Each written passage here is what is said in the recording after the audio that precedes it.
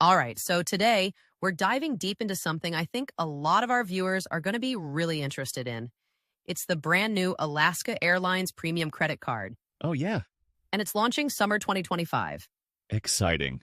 We've been going through all the information that Alaska's put out about this. Really boil it all down. Get rid of all the fluff and figure out what are the really important details to help you decide if this card makes sense for your travel habits, and for the kind of rewards you want. Absolutely. We don't want to get you bogged down in all the tiny details. We just want to hit the big things. Yeah, just the stuff that really matters. Exactly. So let's jump right in. First thing I want to talk about is the cost. Okay. You know, the annual fee. Yeah, what are we looking at here? This card's going to have a $395 annual fee. When you look at the world of premium travel cards, this is actually pretty competitive. Okay, where does that put it in the landscape?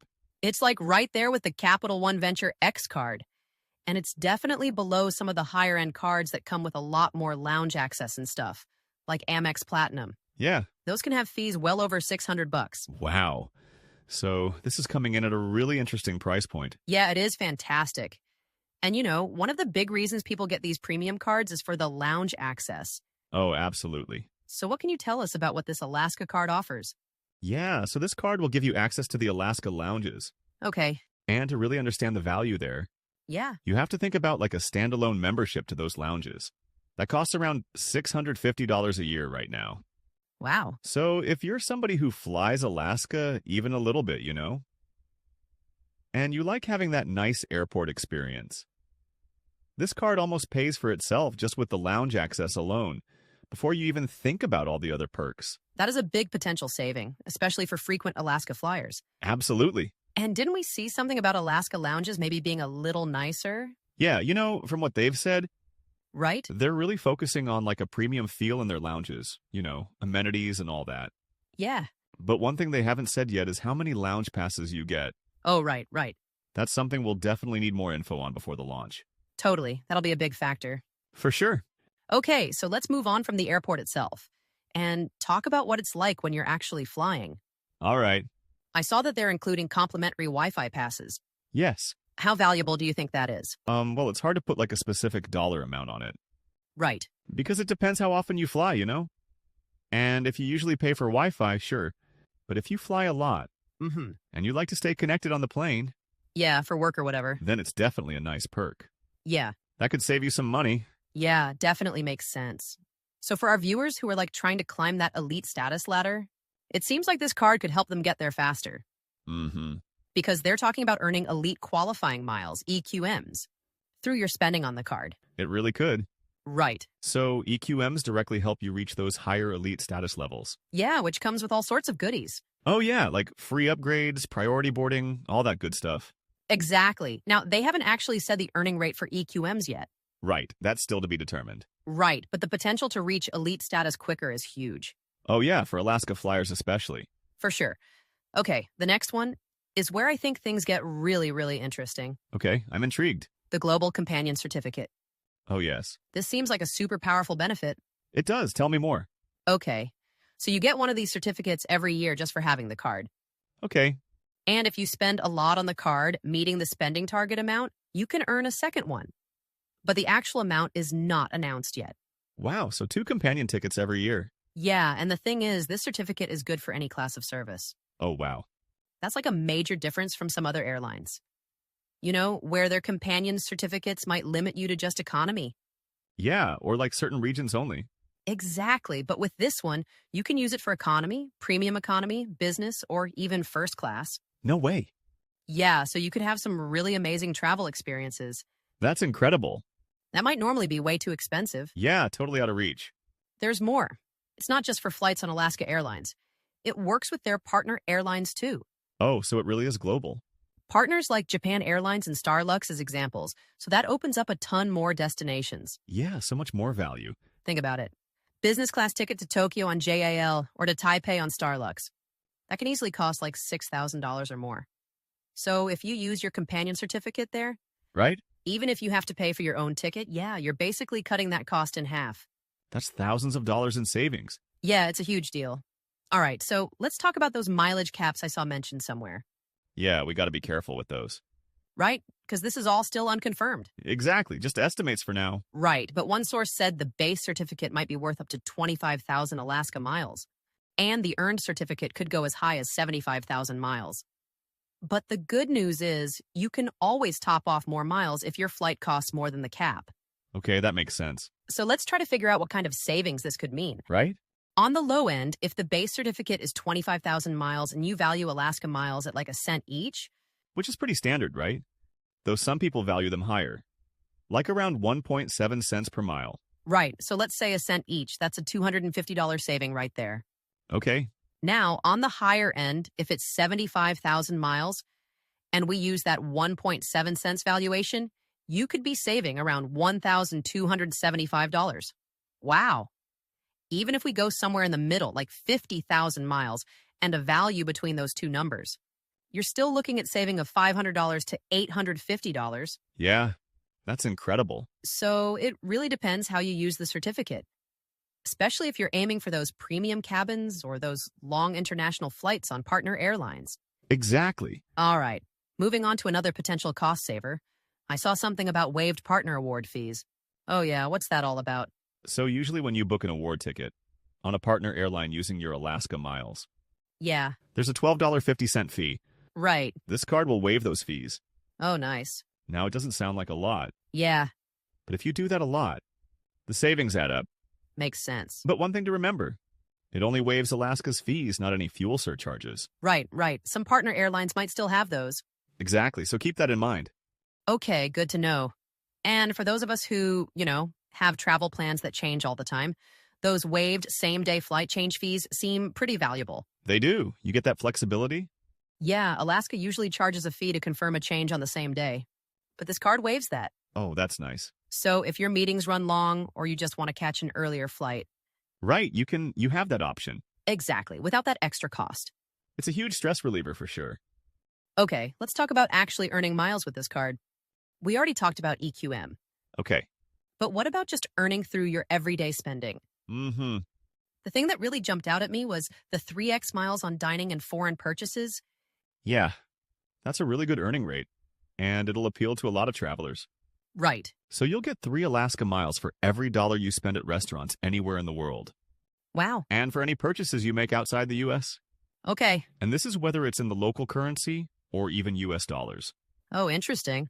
As long as the merchant is outside the U.S., That's a really important detail. it is, and it's the only credit card I know offer this benefit.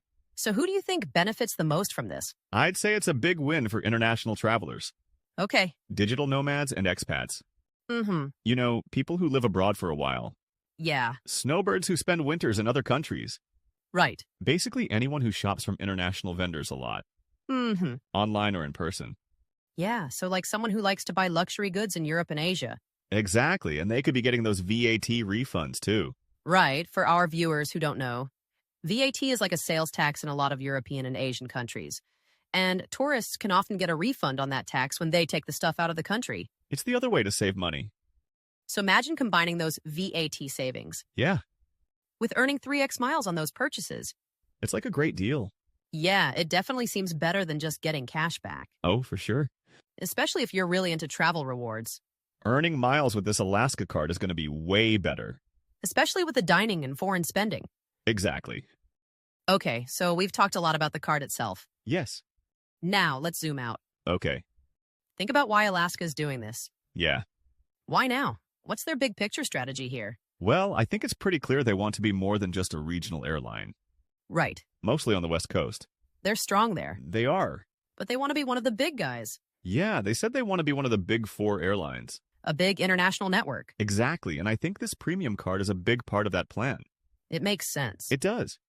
And it seems like Seattle's going to be a big part of their international growth. Oh yeah, their hub in Seattle. It's becoming a major global gateway. It is. We're already seeing new long-haul routes. Right, like that Seattle to Seoul flight. Yes, starting in October 2025. Exactly, and their plans are pretty ambitious. They are. They want to add 12 more long-haul routes by 2030, focusing on Asia and Europe. Smart move. And geographically, it makes sense, right? Seattle's closer to a lot of those places, Absolutely. Yeah, closer than other West Coast hubs. like San Francisco or LA. If you look at the flight paths to Tokyo, Seoul, Delhi, even London, Yeah. Seattle has a real advantage.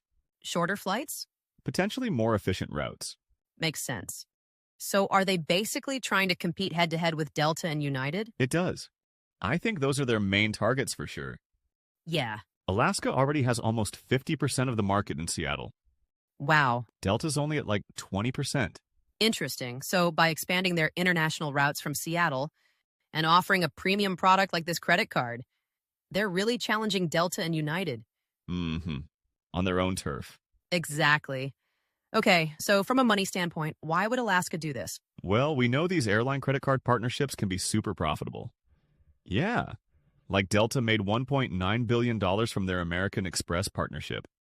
In one quarter? Just in quarter two of 2024. It's crazy. That's wild. And United made $5.3 billion. From selling their mileage plus miles back to Chase in 2019. That was a huge chunk of their revenue. So Alaska's clearly seeing this as a big opportunity. Definitely they want a piece of that pie. Okay, so beyond just the credit card, what else is Alaska doing that our viewers should know about? Well, they're also making changes to their frequent flyer program. Okay, like what? So now you'll earn elite qualifying miles, even for flights you book with partner airline miles. Oh, that's big. It's especially for people who redeem their miles for those dream trips. Right. And they're also planning to add free stopovers on award tickets. Yes, and they'll let you mix and match partner airlines on one award ticket. Oh, cool. All that's coming this year.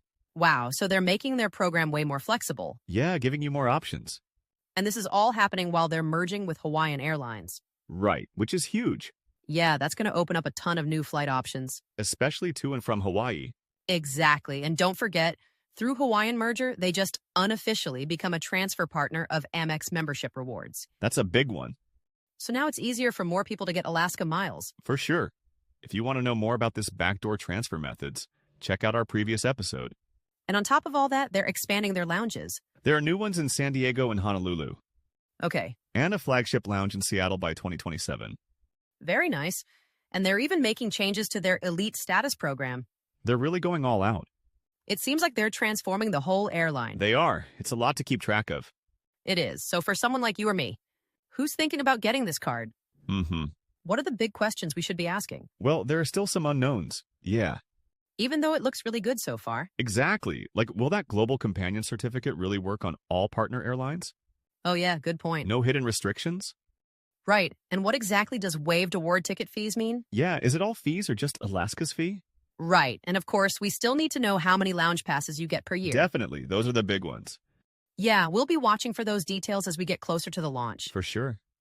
But based on what we know now, who do you think this card is really good for? I think it all comes down to how you would use that global companion certificate, especially for partner airlines and premium cabins. So, like if you're thinking of using it for a business class flight to Japan on JAL, Exactly. the savings could be way more than the $395 annual fee. Easily. Okay, what about people who already have one of the Alaska cards? You know, the ones with the companion fare. Yeah, Should they switch to this new premium one? that's a tough one. If you're already loyal to Alaska and you use that companion fare every year, you gotta weigh those extra perks, right? Like the global companion certificate, the extra miles on dining and foreign purchases, Yeah, and the lounge access? against that higher annual fee. It's a big jump. It is, so it really depends how often you travel Yeah, and your spending habits? and how much you think you'll use those premium benefits. So basically, if you're someone who flies Alaska or their partners a lot, if you love lounge access, if you spend a lot on dining and stuff, if you buy outside the US, and if you're trying to reach elite status faster. Then yeah, this card could be a real winner. Okay, so as we wrap up this deep dive, what are the key takeaways for our viewers? Well, I think this Alaska Premium card shows they're serious about premium travel. Yeah, It's got a lot of great perks. it does. The Global Companion Certificate is super flexible. It is. You earn more miles on dining and foreign purchases, and you get access to the Alaska lounges. And when you add in their international expansion, Right. And all the changes to their loyalty program. yeah, it's a pretty compelling package. It really makes you think about where you could go with that global companion certificate It is, and how all these changes could help you have some amazing travel experiences. for sure. So as we get closer to summer 2025 and we learn more about this card, definitely do your research. We will visit it again. Absolutely. Think about your own travel goals Your budget. and decide if this card is right for you. Good advice. Thanks for taking this deep dive with us. Let us know your thoughts or questions about this card. Please comment and share. We appreciate your time with us. See you next time.